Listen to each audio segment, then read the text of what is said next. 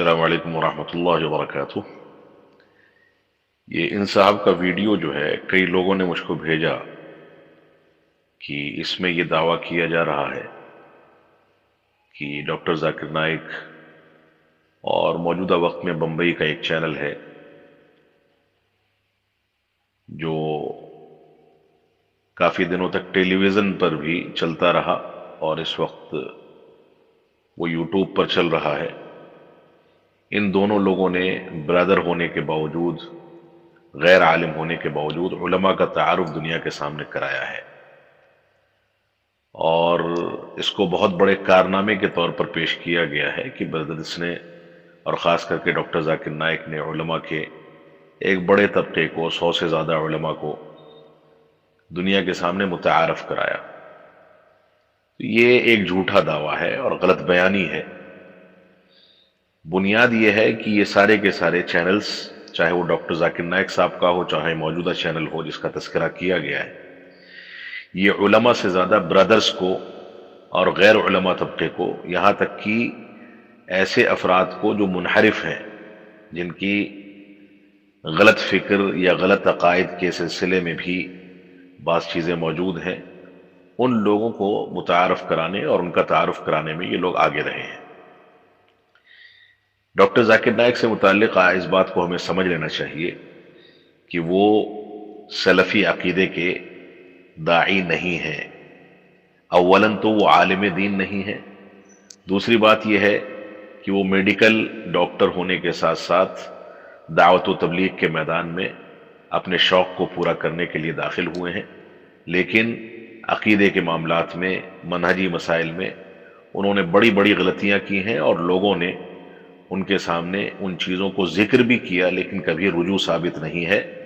اور وہ ان غلطیوں کو اپنے ویڈیوز کے اندر، اپنی ریکارڈنگز کے اندر دہراتے رہتے ہیں، بار بار ان کا تذکرہ آتا رہتا ہے۔ یہ بھی اس بات کی دلیل ہے کہ وہ ان غلطیوں پر رجوع نہیں کرتے۔ تو بنیادی طور پہ ان لوگوں کا نام لینا کہ انہوں نے علماء کو متعارف کرایا، یہ فضول بات ہے۔ علماء سے زیادہ ان لوگوں نے برادرز کو اور ایسے ہی گمراہ فکر کے لوگوں کو متعارف کرایا ہے۔ ڈاکٹر اسرار جیسے وحدت الوجود کے قائل صوفی واعظ کو دنیا کے اندر یا ہندوستان کے اندر متعارف کرانے والے خود ڈاکٹر ذاکر نائک صاحب ہیں، اور انہوں نے جس انداز کے خارجیت کے جراثیم اور جس انداز کی چیزیں ہندوستان کے اندر پیس ٹی وی چینل ہی کے ذریعے سے پھیلائی ہیں اور ان کا تعارف ہوا ہے، یہ ایک بہت خطرناک قدم تھا، جس کا خمیازہ جماعت اہل حدیث کو بھی اور دوسری جماعتوں کو بھی نہ جانے کب تک بھگتنا پڑے گا۔ اسی طریقے سے انہوں نے سلمان ندوی کو بھی متعارف کرایا ہے، غلط عقائد کے دوسرے لوگوں کو بھی متعارف کرایا ہے۔ یہ سارے کے سارے لوگ بغیر پیدی کے لوٹے ہیں، جن کو اس بات کا علم ہی نہیں ہے کہ شریعت کیا کہتی ہے اور شریعت کے تقاضے کیا ہیں۔ اس وجہ سے یہ دعویٰ کرنا کہ ان لوگوں نے علماء کو متعارف کرایا، یہ فضول بات ہے۔ اور علماء کا تعارف یہ بیچارے ٹی وی چینلز یا یہ برادرز کیا کریں گے؟ علماء کے تعارف کے لیے اتنا ہی کافی ہے کہ ان کے تعارف پر رسول اکرم صلی اللہ علیہ وسلم نے اب سے 1400 سال پہلے العلماء ورثۃ الانبیاء کہہ کر کے ان کو ایسی بشارت دے دی تھی کہ ان علماء کو نہ کسی چینل کی، نہ کسی اسکرین کی، نہ کسی کیمرے کی تعارف کی ضرورت ہے ہی نہیں۔ یہ علماء اپنے علم کی وجہ سے متعارف ہیں، اپنے علمی کارناموں کی وجہ سے متعارف ہیں، اور یہ علماء اسکرین اور ٹی وی کے محتاج نہیں ہیں اپنے تعارف کے لیے، اور اس کی بے شمار مثالیں موجود ہیں۔ علامہ البانی کو دیکھ لیا جائے، شیخ عبدالعزیز بن عبداللہ بن باز کو دیکھ لیا جائے، شیخ صالح فوزان ہیں، شیخ مقبل ہادی وادعی ہیں، شیخ بکر ابو زید ہیں، شیخ ربی مدخلی ہیں، علماء مبارک پور ہیں، علماء ہریانہ ہیں، ہندوستان میں راجستھان کے علماء ہیں، دہلی کے علماء ہیں، مہاراشٹر کے علماء ہیں، اعظم گڑھ اور مبارک پور کے علماء ہیں، بنارس کے علماء ہیں،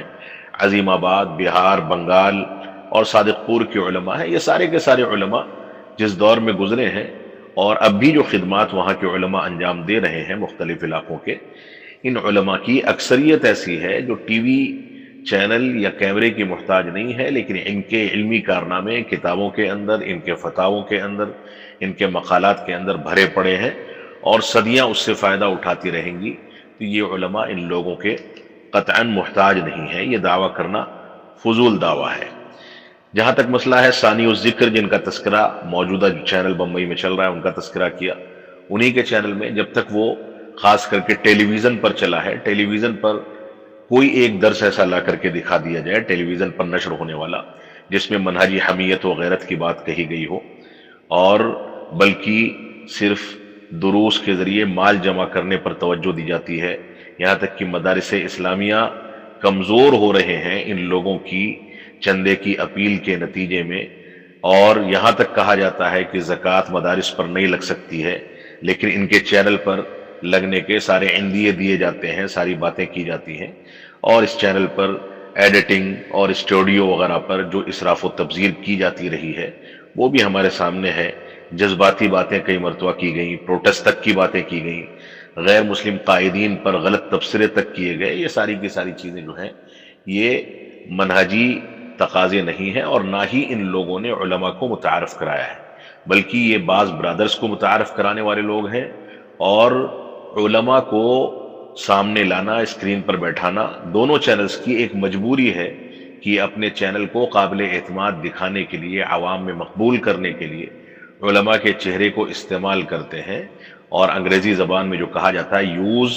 اینڈ تھرو والی پالیسی ہوتی ہے کہ ان کو لا کر کے استعمال کریں اور استعمال کر کے نچوڑ کر کے کنارے پھینک دیں۔ بے شمار علماء ایسے ہیں جن کو انہوں نے استعمال کیا اور اس کے بعد کنارے کر دیا۔ تو یہ علماء کو استعمال کرنے والے لوگ ہیں، علماء کو متعارف کرانے والے لوگ نہیں ہیں، اور نہ ہی علماء ان کے پلیٹ فارم کے محتاج ہیں اپنے تعارف کے لیے، بلکہ علماء کا اپنا ایک مقام ہے، اپنی ایک شان ہے، اور علماء کو یہی اتنا کافی ہے کہ اللہ کے نبی صلی اللہ علیہ وسلم نے اپنے وارث ہونے کی حیثیت سے متعارف کرایا ہے۔ ان چینلز کے وہ لوگ محتاج نہیں ہیں۔ اللہ رب العالمین ہم کو صحیح شعور عطا فرمائے اور اس بات کی توفیق عطا فرمائے کہ ہم علماء سے بڑھ چڑھ کر کے دین کو سیکھنے کی کوشش کریں، اور آج کے دور میں ٹی وی چینلز کا سب سے بڑا جو نقصان ہے جو نکل کر کے سامنے آتا رہا ہے، وہ سب سے بڑا نقصان یہ ہے کہ ہم نے دین کو گھر کی لونڈی بنا دیا کہ ہر آدمی علماء سے جڑے بغیر بڑے آرام کے ساتھ اپنی اسکرین پر بیٹھے اور دین کے مسائل سمجھ کر کے، اور اس کے بعد خود مفتی بن جائے، اور جاہلوں پر، غیر علماء واعظین پر، برادرز پر، سسٹرز پر اعتماد کرے